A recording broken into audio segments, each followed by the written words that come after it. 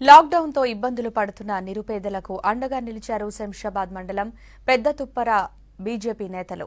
గ్రామ సర్పంచ్ చిటికెల వెంకటయ్య ఆధ్వర్యంలో గ్రామంలో తిండి లేక ఇబ్బందులు పడుతున్న కుటుంబాలకు నిత్యావసరాలు, బియ్యం పంపిణీ చేశారు. లాక్డౌన్ ముగిసేంత వరకు ప్రజలు బయటకు రావద్దని కోరారు. ఈ సందర్భంగా గ్రామ సర్పంచ్ కు కృతజ్ఞతలు తెలిపారు నిరుపేదలు.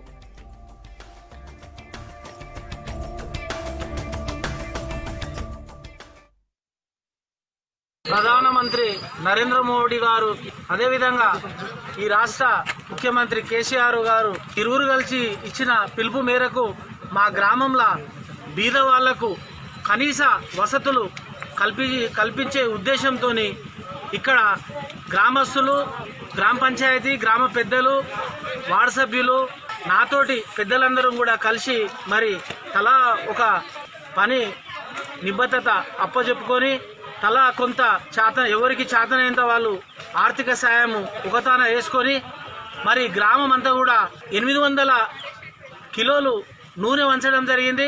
10 వల్లాలు రవ్వ, 10 వల్లాలు మైదా చపాతీ పిండి, ఇవన్నీ కూడా మేము గ్రామంలో ఇంటింటికి తిరిగి అందరం కూడా కలిసి ఎవరికి తోచినంత వాళ్ళు ఆర్థిక సాయం అందజేసిండ్రు.